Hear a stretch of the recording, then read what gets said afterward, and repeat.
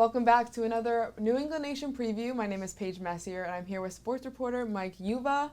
A very exciting week last week. I think some fans might have been surprised, but you weren't. As you said, you predicted this. Yeah, other than the pick, the most important part. Right, exactly. But, everyone did their job, it seemed like. Not to go back to old sayings or anything, but Ramondre Stevenson, he ran the ball. That's what he's supposed to do. Jacoby Brissett, he didn't do anything spectacular, but he didn't drop the ball. He kept the ball in his hands. He didn't fumble. And Sly kicked 3 field goals. So everyone kind of did what they were meant to do, and Cincinnati didn't really look great, but they got the win 16-10. So what did you see? Well, I said this on the Pats wrap last week. It reminded me of the early day of the dynasty, which is this was a team that depended heavily on making big plays on defense, special teams, and being able to run the football. Tom Brady in the early days, they were leaning on the run game more. But offensively, when you're talking about Jacoby Brissett, he did a lot of those things that were Brady-esque, which was be able to protect the football, not turn the ball over. And that's one of the things we knew with him coming back to New England. He's one of those QBs, I say this, knock on wood, but he's not one of those guys that throw the football all over the place. He's going to be smart with the ball. He's not going to do anything too special, but he's usually going to be able to protect it. And with the way that New England's built this year, you need that, especially if Brissett will be the guy moving forward. Yeah, and we saw some pretty good defense on the Patriots side. We saw some new names that maybe were out last year.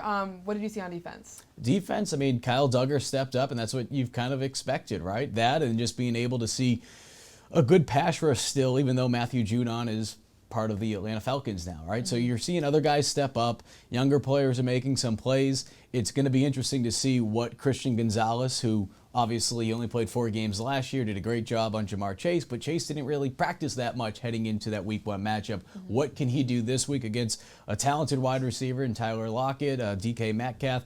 Seattle has some really talented wide receivers, so I'm interested to see who he's going to go up against and how many times they kind of move him around. Yeah, I'm excited for that too. Now we're going to look ahead now. We could talk about gameplay, but I'm going to slide it to something a little bit different. We're playing the Seahawks. It's the 10-year anniversary since that Super Bowl win in 2014, and it was a crazy one, the iconic interception at the goal line. So I want you to take me back to your brain that day. Shoot. What were you doing when that happened? I was getting my tweet ready from the year prior because I met Malcolm Butler at the Medal of Honor Bowl in South Carolina when no one knew who he was outside of West Alabama. He was a little D2 guy. He was going up against SEC wide receivers like Florida. I'm like, who the heck is this guy? And he's locking guys down. I put a tweet out. I run into him on the elevator later that day. We became close at that point. A year later, he makes the biggest play in Super Bowl history, and I'm like, I want my ring, Bill. And a couple months later, I end up getting my first TV job in Mississippi, and him and I were able to reconnect there. So it was pretty cool, but it was neat to see what Malcolm did. It's cool that they're going to have him back this weekend. Is it a troll job? Yeah, of course. Let's call it for what it is. But it is crazy to think that it's already been 10 years because myself and I'm sure so many people across New England and probably even some non-Patriots fans, especially Seahawks fans, remember that play so vividly. Oh, for sure. He's going to be keeper of the light along with some other staff members and players from that year, of course, 2014. Now for some gameplay, what do they need to do to beat the Seahawks on Sunday?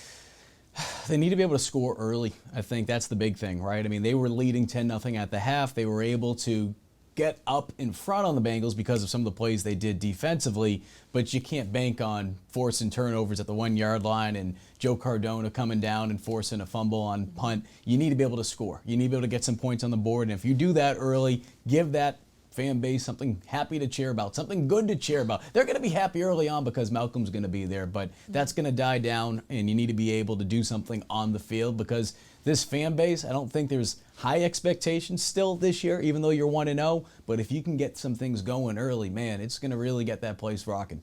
For sure, the home opener, very exciting times for Patriots Nation. The first time they're seeing Jerome Mayo home during the regular season. And you'll be able to get all of this and more if you watch New England Nation. That's before the kickoff at 11:30 on Sunday. You don't want to miss it. Thank you, Mike. Thank you.